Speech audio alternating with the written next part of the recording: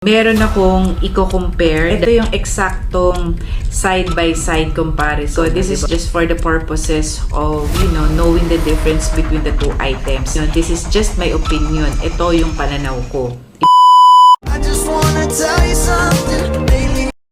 So, hi guys. Kakauwi ko lang from my Pilates session for today. At nanginginig ang aking legs, as in first time ko mag-try ng Pilates kasi meron dito sa Naga yung Core plus Grace Pilates Pilates, what do you call that?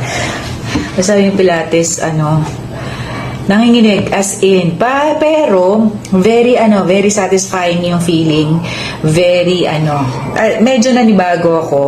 Parang pagka yung medyo pagka nagla-lie down na kami dun sa Pilates session namin ay medyo parang nag-build up yung acid sa stomach ko, which I really need to parang observe bakit ganon. Siguro pag medyo mataas yung acid ko or whatever.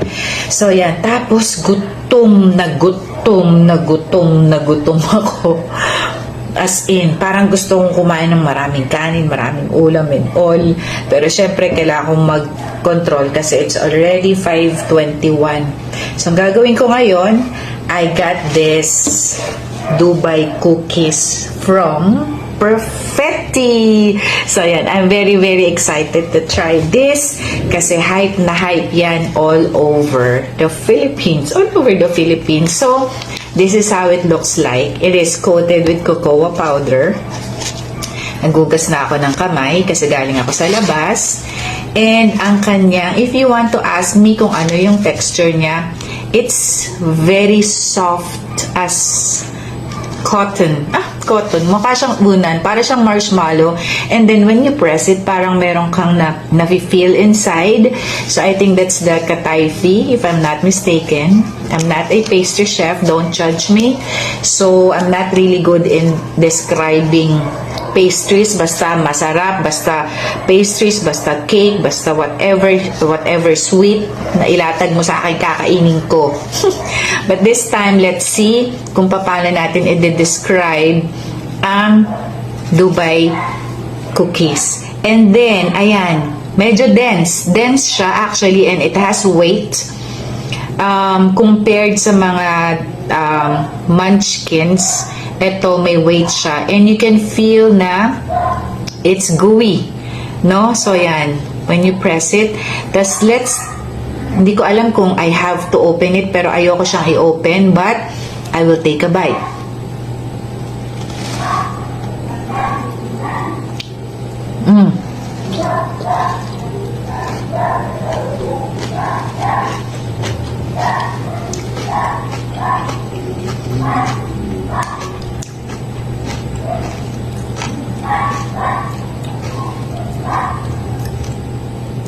There's a layer of texture.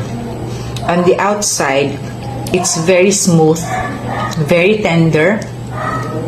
When you take a bite, andun yung parang may crunch kang mafe-feel, and that's the kataifi. Tama ba, kataifi? And then, pagkagat mo, ang unang bubungad sa palate mo is the nutty flavor of, I think this is a sesame.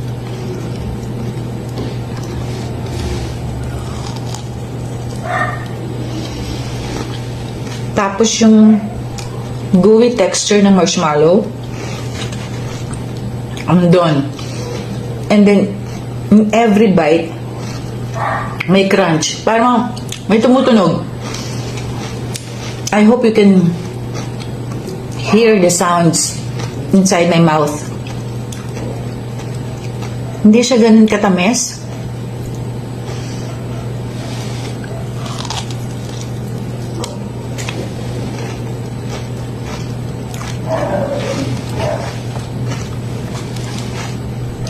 Nagbabalance yung tamang tamis and bitterness of the cocoa powder. Tapos yung tamis ng marshmallow and the filling itself. Pistachio. And then yung nuttiness of I think that's a sesame seeds.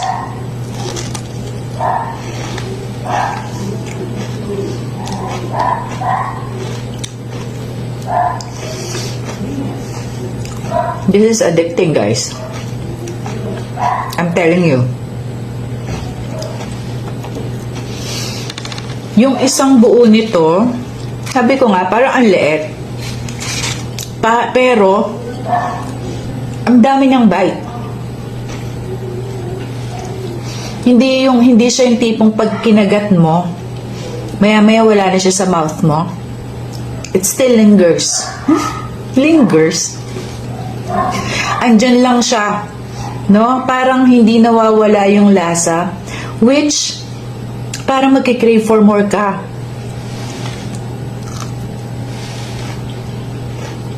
Harap. Tapos hindi boring yung pagkain. Kasi, may different textures nga eh.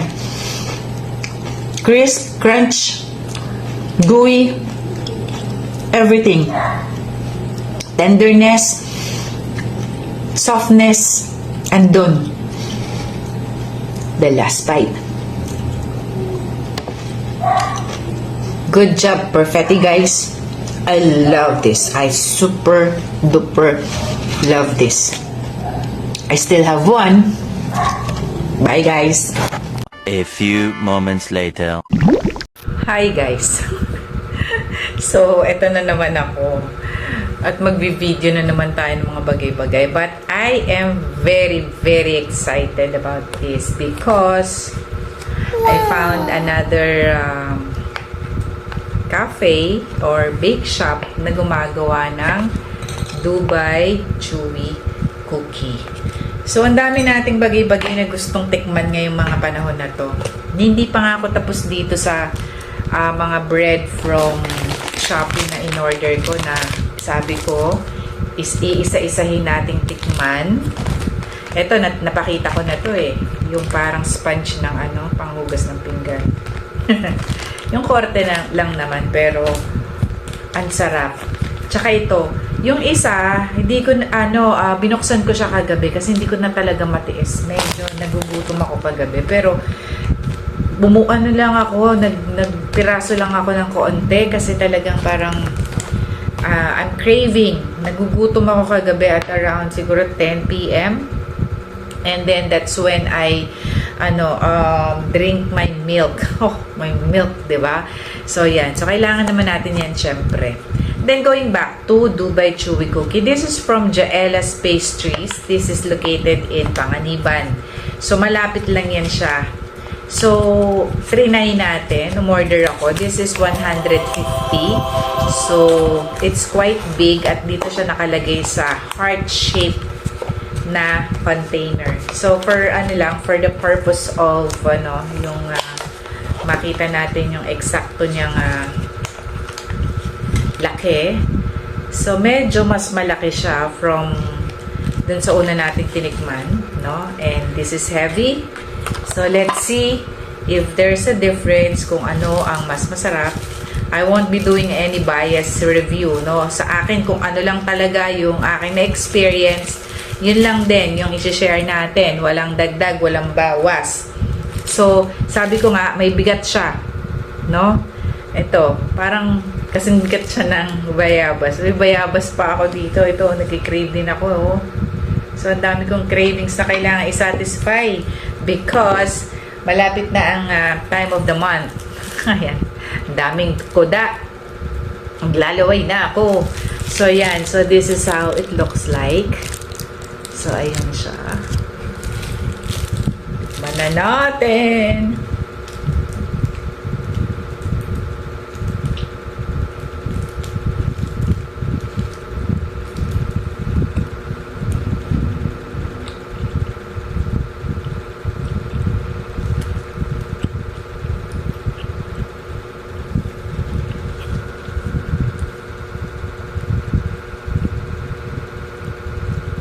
Mas kung kunat ang pag-uusapang chewiness, gooiness, kung tama man yung aking description, eto, Yung first natin na Dubai cookie from Perfetti, ano siya eh, parang bulak sa lambot.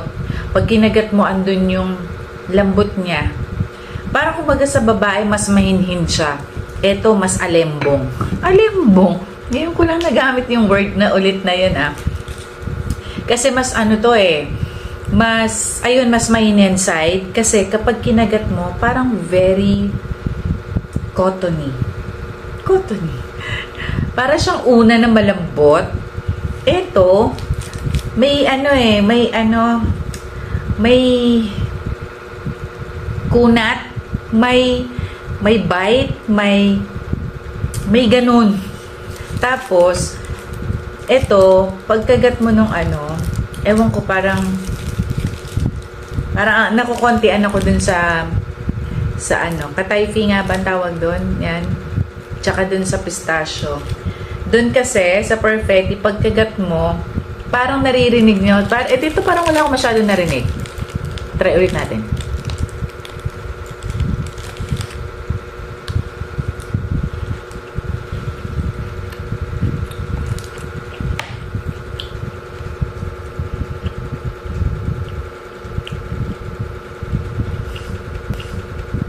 Hindi mo masyadong marinig yung sa loob.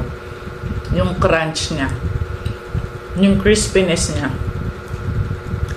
At may effort sa paghuya.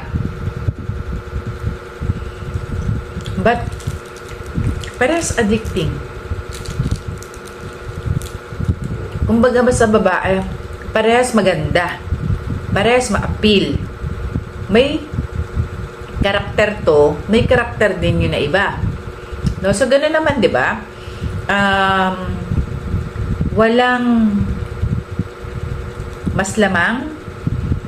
Kasi for people who likes or who preferred yung ganito, yung may bite siya, yung may nguya, may kunat, then I would suggest you go for this one. Pero if you are the type naman na parang you want something na it melts in the mouth, mas malambot, mas mild in a way, yung pagkalambot niya, talaga parang bulak. Ito yung may parang nagba-bounce or talagang may gooiness. So yun. So ganon yung natin. Tamis wise, parehas na hindi nakakasawa you will crave for more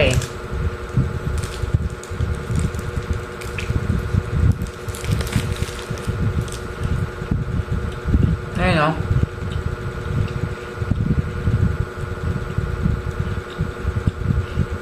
parang need mo siyang nguyain. Medyo mas matagal siya sa bibig. Yon. Since this is quite bigger, medyo parang nagsasawa ka a bit. Parang magpo-pause ka muna. Nanamnamin mo muna siya. Not unlike yung Perfetti. Habang kumakagat ka, parang natatakam ka mas lalo. Parang ganon. I hope you get my point. I hope you get what I'm telling, no?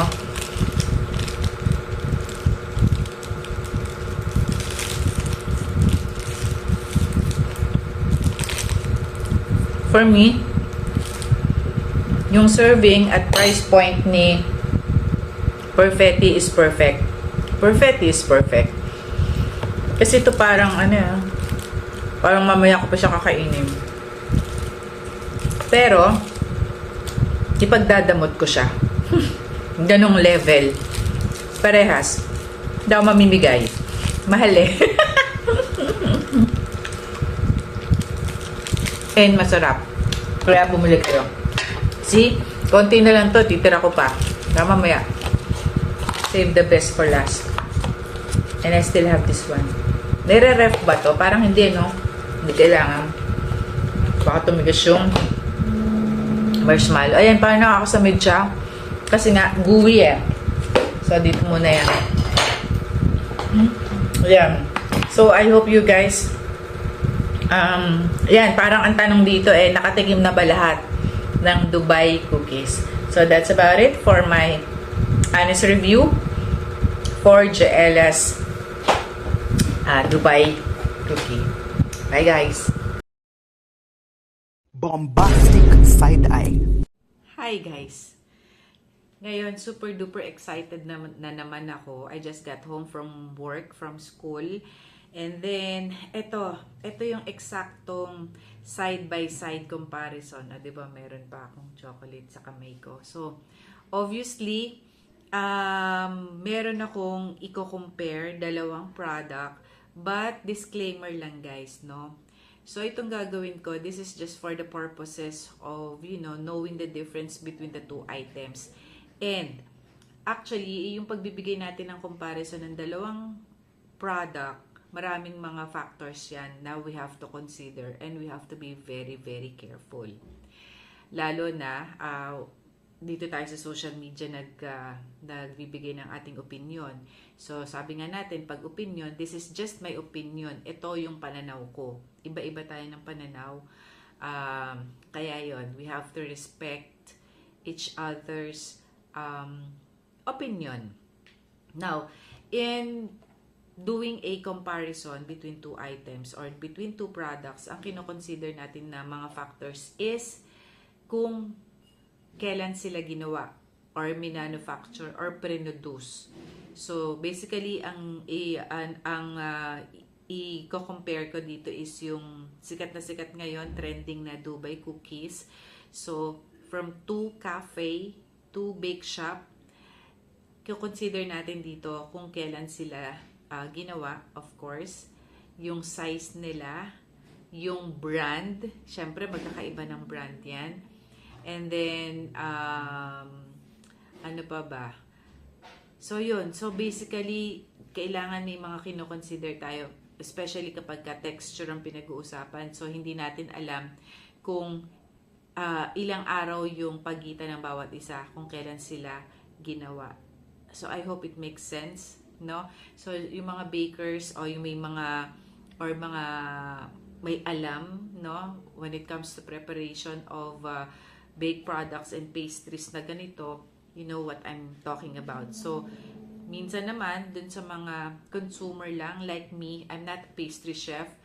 I am a lover of pastries and cakes. Sweet tooth ako nung nagkaedad ako. That's the reason why I really love sweets so much. So, itong product, naglalaway. So, itong dalawang product na papakita ko sa inyo, dalawang magkaibang bake shop nga na sinasabi natin. Of course, the first one is from Perfetti. So, packaging wise, it comes in 4. Yan, 4 siya sa isang box, 4 yung laman niya. And then this is from Joella. So pinunit ko na yung yung kanyang label kasi binuksan ko siya. Hingi ng kapitbahay, di ba? So yan, binuksan ko na siya. So kung size ang pag-uusapan, ito yung laki nung kay Joella at ito naman yung laki ni Perfetti. Baliktarin natin para So, ayan. So, I don't know if you can see the difference. Mas malaki, of course, yung kay Joella. Ito yung kay Perfetti. Okay? So, laki-wise, price point, this is 150 pesos. This is 95 pesos. Okay? So, yan yung kanilang sa price range, no? Tatakam ako. So, umpisa natin kay Joella. Nag-moist na siya. Kasi ito, binili ko pa to nung, if I'm not mistaken, Saturday. Yes, Saturday. And ngayon ay Monday. Saturday. Tapos ito, this was delivered to me just this morning. So, again guys, yung nito, yung kabuuan nito, na-i-describe ko na siya from my, from my last video. Pero, eto, side by side talaga. Titikman ko to. Okay, let's start with Joella.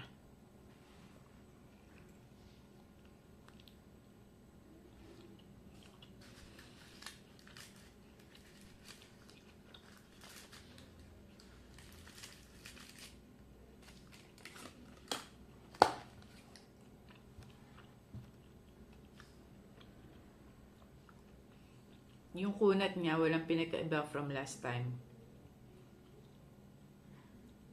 Tapos yun nga, yung pinaka-katayfi, yung pinaka-loob niya, hindi siya ganun ka crunchy and crispy. Wala akong naririnig na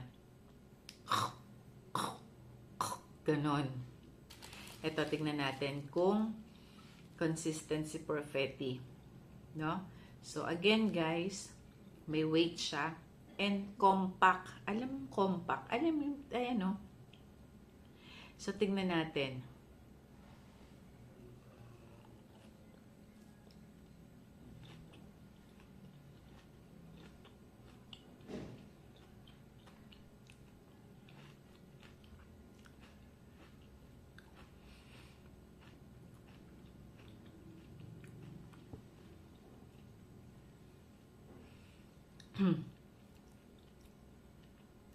Parang hindi naging consistent dun sa katayfi. Kasi from last time, talagang ramdam na ramdam ko yung crunch.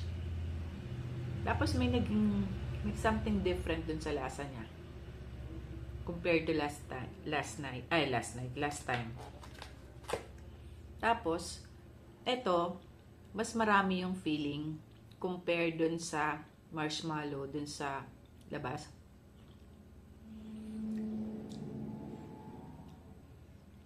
Ang naging difference, parang may medyo may buong pistachio. So, mas lasa mo ba? Alam niyo yun, mas nalasaan mo yung pistachio. Yun nga yung yun yung puna kong lasa.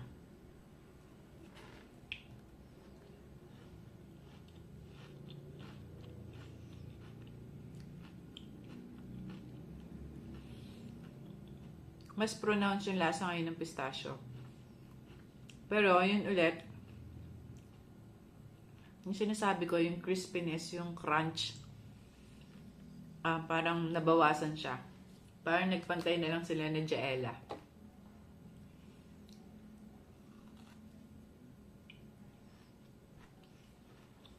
Pero yung lambot, consistent.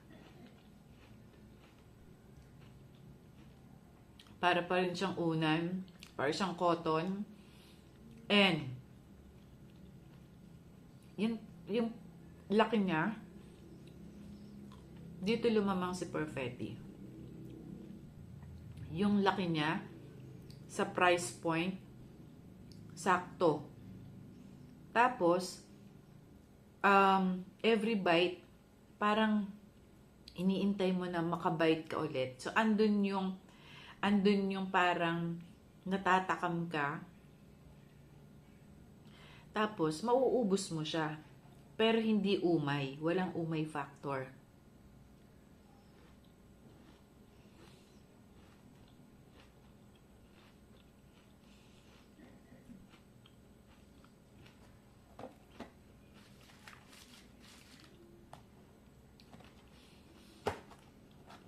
Naubos ko siya ng ganon. Sakto siya. Isang kain, isang buo. Ito kasi talagang hindi ko to kayang ubusin ng isang upuan. Siguro 1, 2, 3 bites.